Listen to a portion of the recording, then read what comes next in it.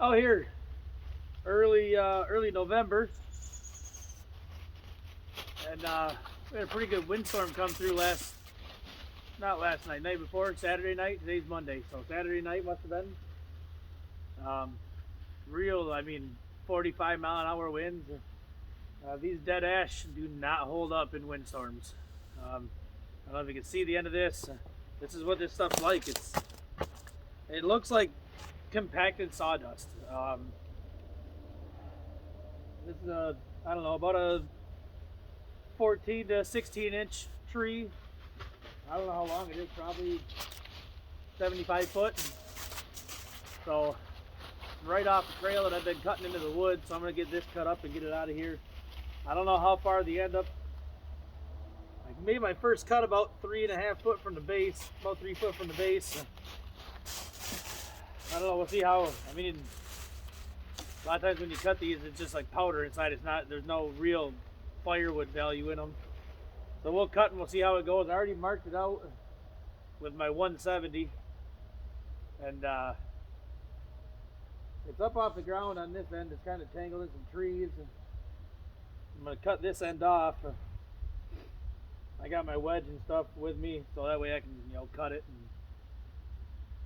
get my cuts through, and then roll it over, cut the rest of the way. But we're gonna see how this goes. A little chilly this morning, about 45 degrees out, but we're gonna cut this up and we're gonna see how it goes. I haven't started this yet. I hope it starts. Oh, not too bad.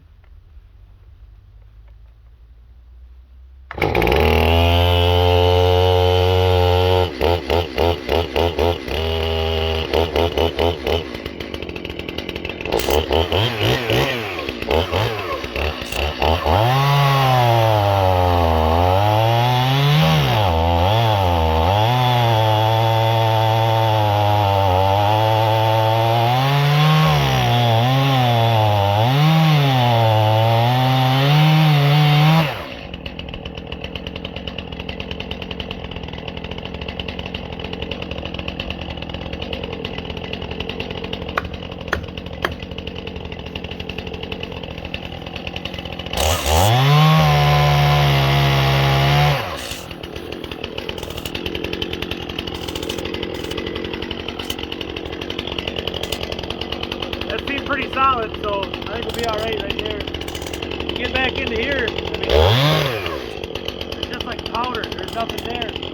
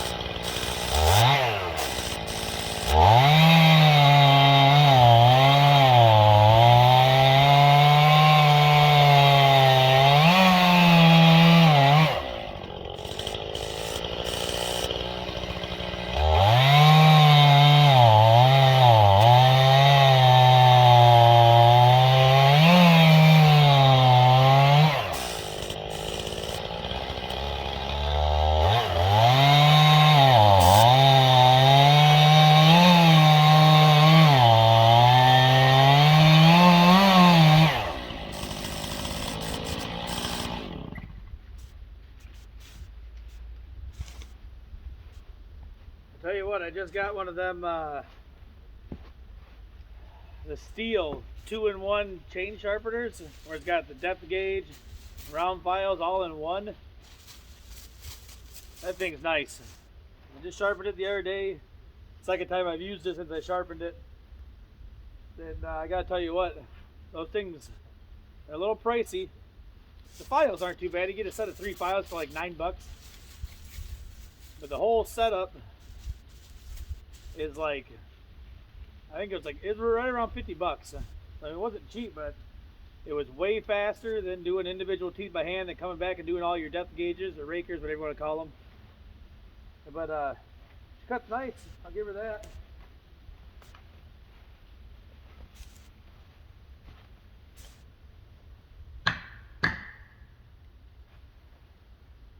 Yeah, this tree's about ready to come down too. Hung up in another one, but I don't know. I don't like doing it like that.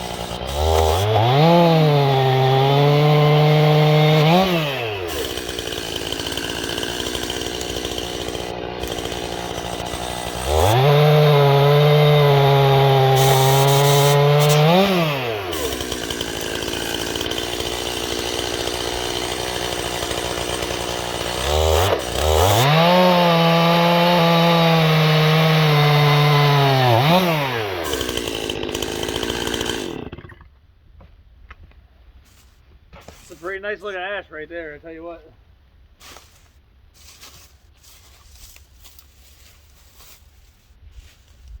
Now, I wish I knew a little bit more about it.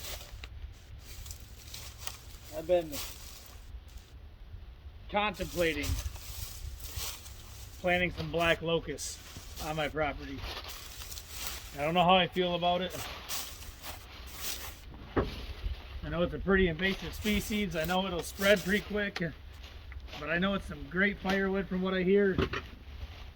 It grows super fast for a hardwood, especially one that puts out the BTUs it does. I hear it's like the highest burning BTU wood around, even higher than like oak and hickory. So I don't know. Give me some advice. Let me know what you think. I got some fence rows that are just grass, and I hear that's what they like. I don't know if I want to. I'm not quite sure if I want to take that step yet. But it seems like it'd be something worth doing. Oh yeah, that's some solid stuff right there.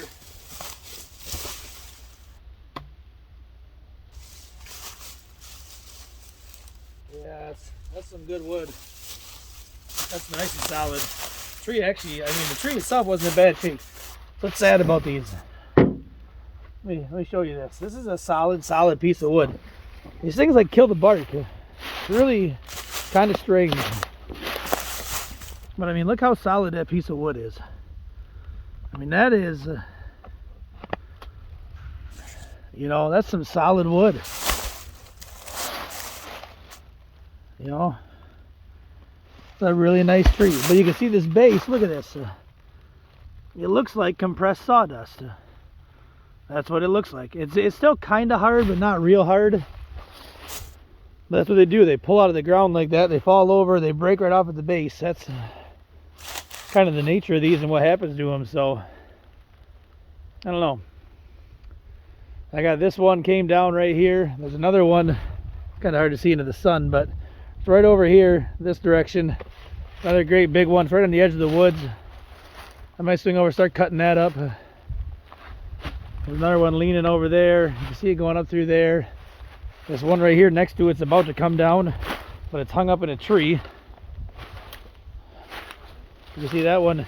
I can tell you it's not attached to the ground anymore. It's just sitting there. You can see it goes up. It's tangled up right in the top of that tree over there. Might be something where I have to, maybe I'll do like the same as I did with that one in the field. I'll cut me a notch in the base, start making my back cut just so it starts to close a little bit, and then hook, string a winch back this way, back up here, and winch it out with the side by side. That worked pretty well on the last one, so I think we'll try that again and see how that goes. But you can see, I mean, this is 20 foot probably. 1, 2, 3, 4, 5, 6. I took one out of there. 7, 8, 9, 10, and they're 1.5 feet a piece, so 15 foot, 18 inches. So I mean, you got another. I mean, this goes all the way up through here. You can see it come down on these trees. Those might stand back up, but I don't know. I doubt it. See, it goes all the way up in there. There's probably, I think that's the top of it. Looks like it broke off. I got another one back there. I started to cut. I don't know if you see the butt end of it right there. I started cutting that one up, but now I can't get to it because there's trees down in here again. And that's, I mean, I got a lot of ash in these woods, and I don't know how long they're gonna, well, they're not gonna make it very long. But there's a lot of them. There are, I mean, there's some other stuff. There's birch and maples and stuff like that, but yeah, we're gonna get this loaded up, and we're gonna let you guys go. You guys have a great day, and keep living that best life.